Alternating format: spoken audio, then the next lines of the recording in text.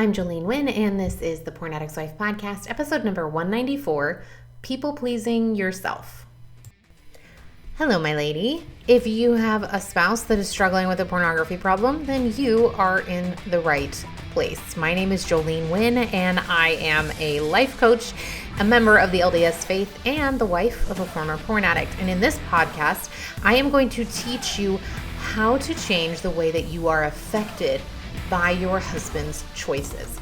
We can't change him, but what we can do is change the way that you respond when he makes the decisions that he does.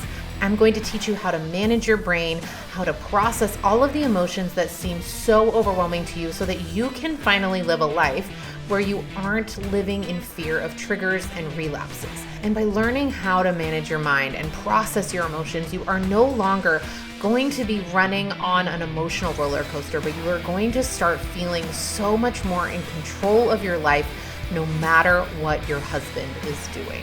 And I'm going to teach you all of that on this podcast. I can't wait to get started with you, and I'm so glad that you are here. I promise you, you're in the right place. Hello, my ladies. How are you? Did you guys have a good week? I had a great week. For those of you who don't know, I did a faith masterclass inside my coaching program, and it was transformational. Not just for me, although it was for me, but it was also for my clients. I absolutely loved it. We had this beautiful container, and every single day we hit different things. The first day we talked about what faith is, what it's not, the myths that we believe about faith. The second day we talked about what to do with doubts and questions. And then the third day we talked about how to reconcile faith in hard times. And then the fourth day we talked about the future of our faith and the relationship that we have with God. And it was amazing. At the end of the day, on the fourth day, so the last call, I said, okay, ladies, on a scale of 1 to 10, how confident are you that your faith is within your control? And all of them said 10. It was amazing. It was such a great class. So if you guys want access to that, if you join my program, it's all in there and you can catch all the replays. But it was just so fun to do that this week. And so I'm just still thinking about it and how amazing it was.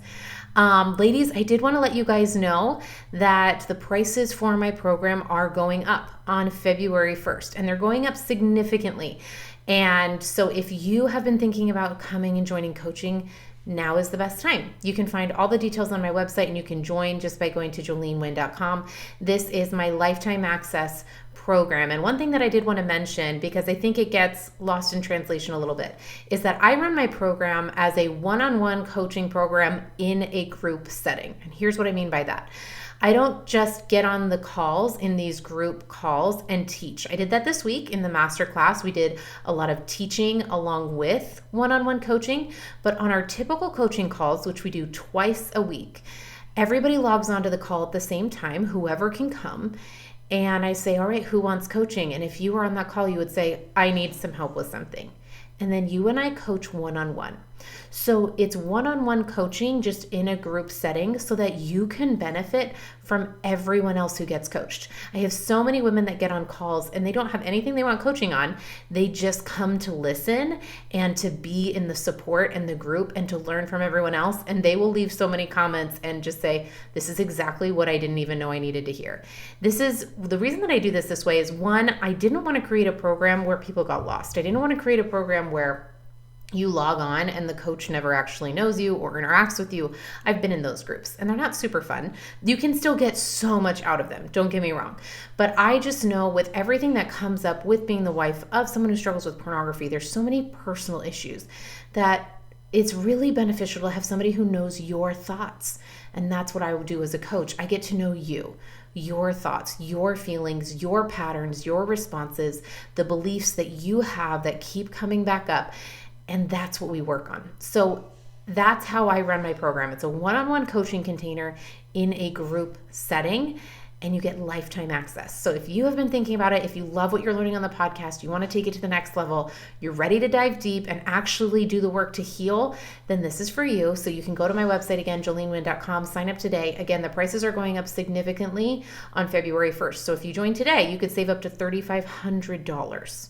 Okay, like I said, it's a significant increase.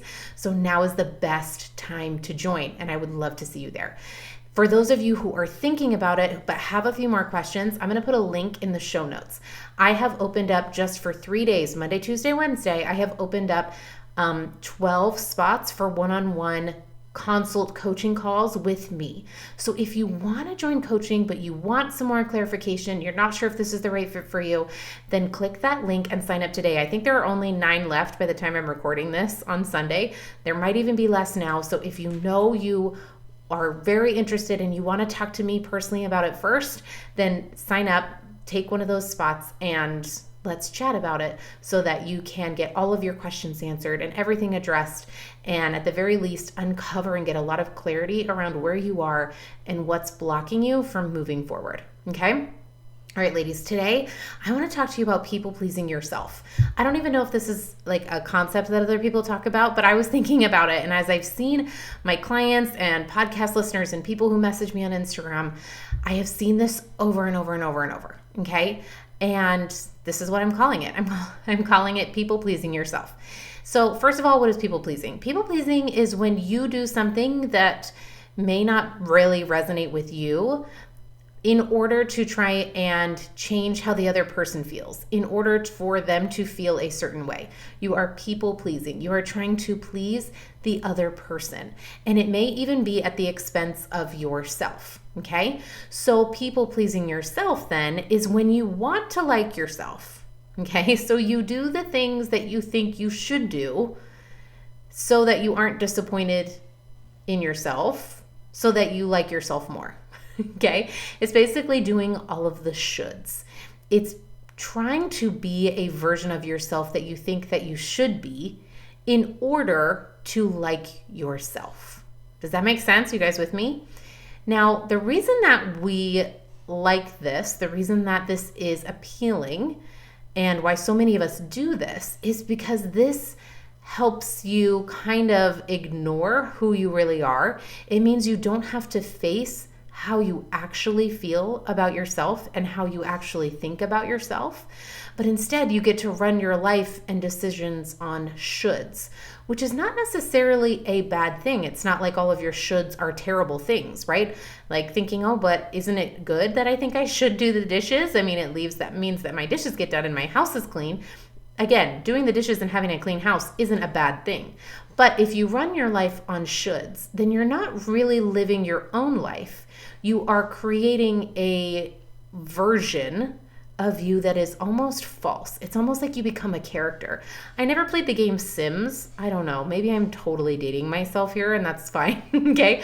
But when I was maybe in elementary school and middle school, I remember that there was a computer game that came out and it was called Sims, and you got to pretend to be somebody else. Like you had a family and you created this identity and this character, and that was your character. You played them, you had a job, you had a family, you had a life, and it was all this virtual computer game. And it was the first of its kind. I know that's like all over the place now, but that's what it is. And that's kind of what it's like when you're people pleasing yourself.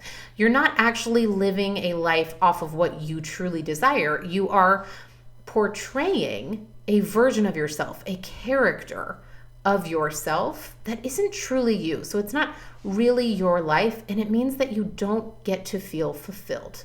Okay? It's when you live your life and decisions on shoulds, on your manual that you have for yourself. 100 years ago, I did a podcast called Manuals. You can go listen to it. But the basic idea of a manual is like if you think about if you buy an appliance, they give you a manual. Okay? They're like, here's the instruction manual for your car, for your microwave, for your washer and dryer. Here's the manual. Okay? We all have these subconscious, written, unwritten manuals for how other people in our life should behave. Dads should take out the trash. My husband should want to compliment me more.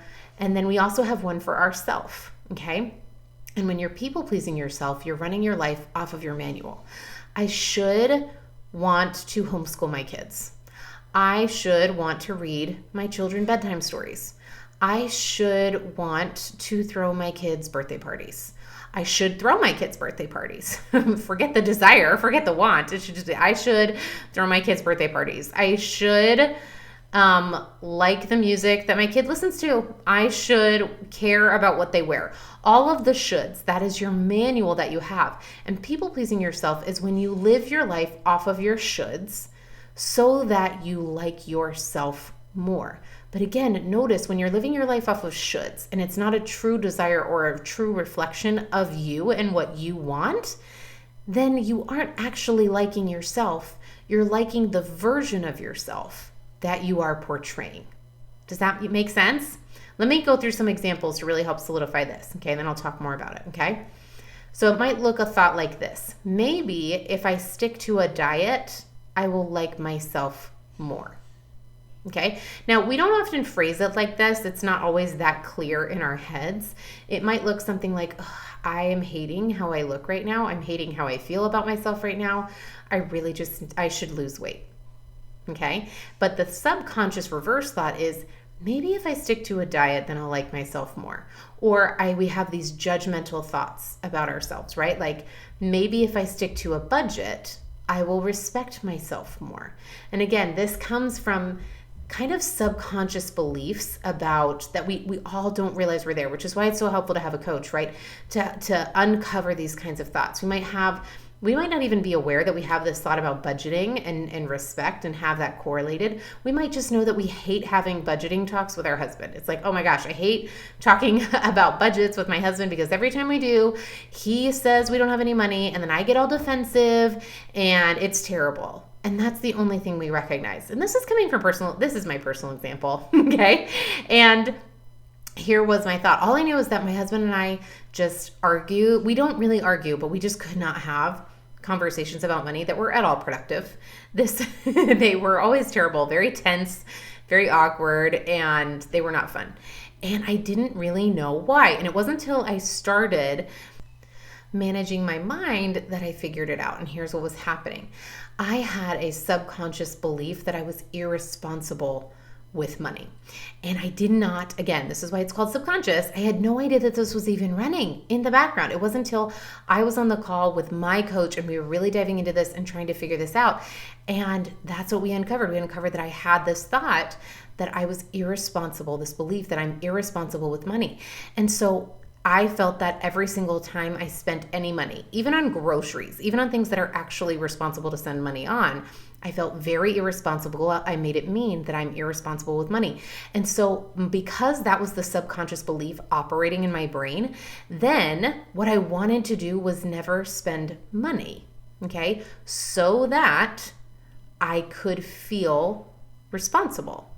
Right? Maybe if I don't spend money, maybe if I stick to a budget, then I'll feel responsible. Do you guys see how this works? This is why it's so important, why it's so helpful to have a coach to come help you see what you can't see, right? At least it was for me, for sure. Okay? And again, think about sticking to your diet. I have coached so many women on diets and food and weight loss and eating and all of these things. And this is what is always going on underneath. We have a subconscious belief, something about us that makes it feel like, okay, I don't like myself. And where our brain is just using a diet or our inability to stick to a diet as evidence to prove that to ourselves. And so because that's what's going on in the background, our brain has this sneaky idea. Maybe if I stick to a diet, I'll like myself more. Maybe if I change something outside of me, maybe if I behave the way I think I should behave, then I'll feel better. Then I will like myself.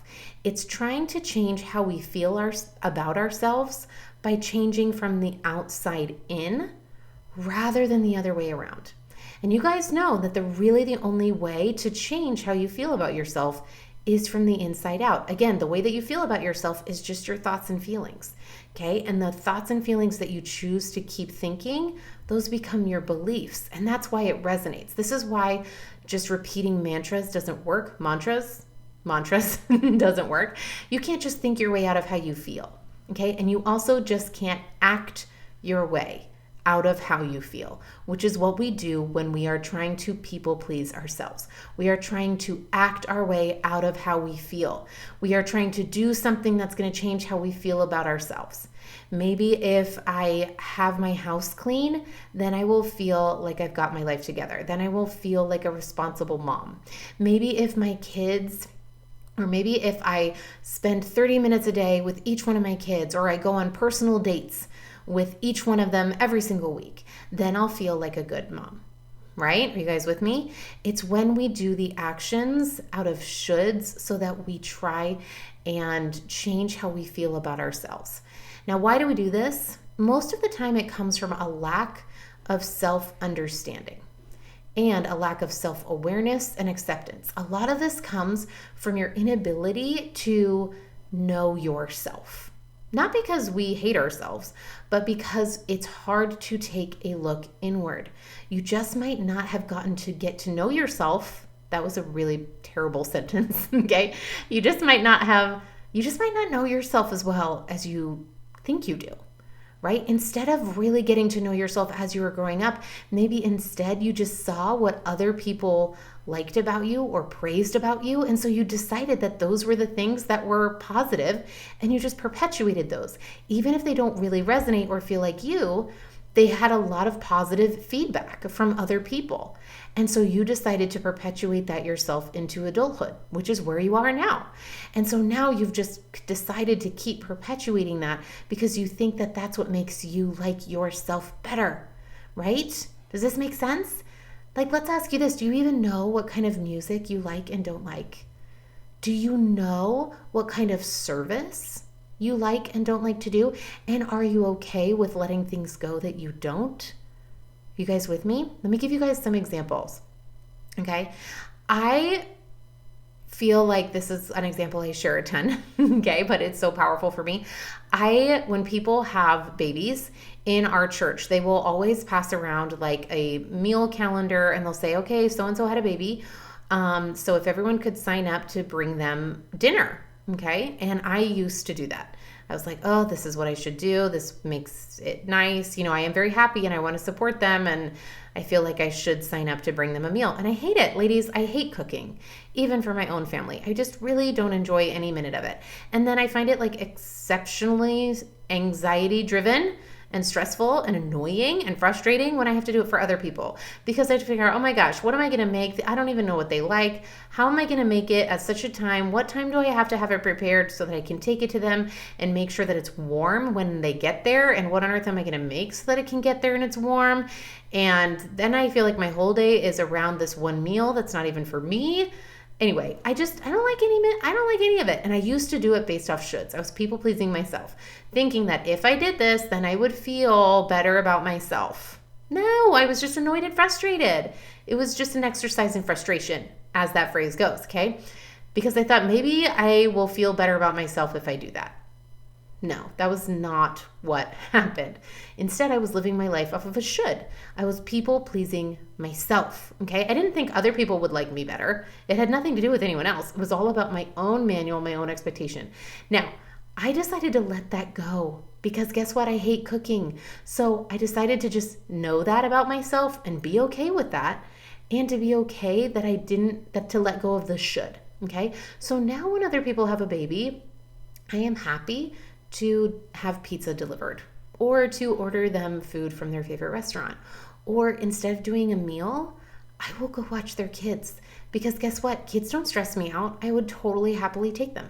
So instead of taking a meal, which is not what I like to do, and it was just people pleasing, instead I do something that I actually like and don't mind and find very helpful, which is I watch their kids, which I'm so much happier doing because it resonates with me and who I am. Does this make sense? If you know what you like and what you don't like, okay, what you're driving toward, where you're going, and why you're doing things, and you're confident in that, then there is no need to people please yourself to make yourself feel better. Does this make sense? The reason why we like to people please ourselves is because it hits our identity. Usually we have this manual of shoulds and shouldn'ts because we don't know ourselves well enough to decide it on our own. We're not confident enough to stand up for ourselves and say, you know what? I don't care if this is different. I don't care if it's out of the norm. I don't care if it's different than anything I've ever done. I'm going to do this and I'm going to have my own back. I'm going to stand up for myself and say yes or say no or change my mind or what have you. It hits our identity. If I don't do this thing the way that I've always done it, then who am I? What does that mean about me? That's usually the subconscious drama that we have, which perpetuates the people pleasing. Does this make sense? Right? If you think that making somebody a meal after they've had a baby means that you are a caring person, then that's going to be very difficult for you to give up because it's going to hit your identity. Does that mean I don't care about people? Does it mean I don't want to serve? Does it mean I don't want to help? If you aren't understanding or self-accepting enough of yourself to know who you are and be confident enough to say, you know what, I am still a caring person, even if I don't bring this person a meal, then you're never going to stop people-pleasing yourself. Does this make sense? Let me see if I can think of another example. Another example would be from my own personal life. I, for a long time, really did not like running. And I thought that I should. I thought that I should like running. I am very into exercise and fitness, and I love that. And I liked that other people did that. I felt left out when all of these other moms would say, oh, we're going to go do this 5K. And do you run? And I felt like that was the thing that I was like, yeah, I should like running because I'm young and I like to exercise. And for some reason at the time, that was everyone's first question. It was like, oh, are you a runner? And I was like, I don't know. Am I a runner? Again, notice how it's an identity. It's not just do you like to run? It's, oh, are you a runner? Is that who you are? And I would always say, well, I'm not a runner, but I do like to run, even though that was a total fib. And it took me a while, but I did ultimately decide, you know what? I don't like running right now. And I am okay saying, you know, that's not really my thing. To myself, again, this didn't really, it wasn't for other people. I wasn't saying I like to run for other people. It was because I thought that I should like it. I thought that that's what I should do. I thought that that was what young moms did to lose baby weight. And I was like, oh, okay, well, I guess that's what I need to do in order to do it. But no. Guess what? Turns out I like lifting weights a lot better. And now I do like to run right now at this stage of my life. And I'm okay with that. But there was a time where I just had to be confident and say, no, I don't like to run. And that doesn't mean that anything has gone wrong with me. It doesn't mean that I don't like my body. It doesn't mean that I don't like myself. It doesn't mean that I'm doing things wrong as a young mom who's trying to lose baby weight. None of that. And that's what I had made it mean. Again, people pleasing is when you live your life off shoulds so that you can feel better about yourself, or at least that's what you're trying to do. You're trying to behave in such a way that you feel better about yourself. But ladies, nothing is ever going to make you feel better about yourself from the outside in. No amount of changing your chore list or reorganizing your closet or changing how you discipline your kids, none of that, or what birthday parties you decide to throw or things you decide to celebrate, none of that is going to make you feel better about yourself and actually like yourself more. You have to do that. That's internal work. It doesn't come from the outside.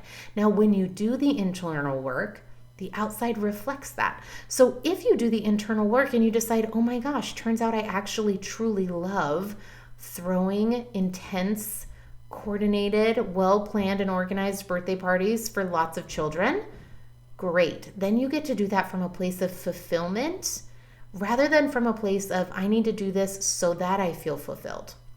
Does this make sense?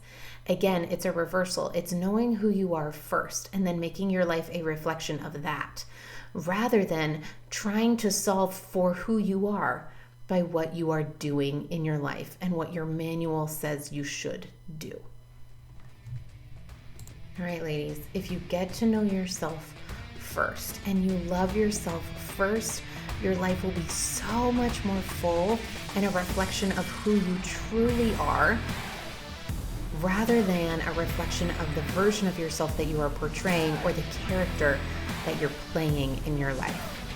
You deserve a life that feels like you, and you deserve to get to know yourself and love yourself. I love you, ladies. I am so glad you guys are listening today. Join me next week for a brand new episode. I love you so much. Take care. All right, ladies, it's time to rise up and take charge of your healing, and I have the best way for you to do it. I have created a lifetime access coaching program that I have designed specifically for you and exactly what you're going through right now. This is where I help you develop a personal mastery of all the tools that you're learning here on the podcast in order for you to create a permanent change. Go to my website, jolenewind.com. You will find all the information there and you can sign up today and we will start going forward. I can't wait to see you there.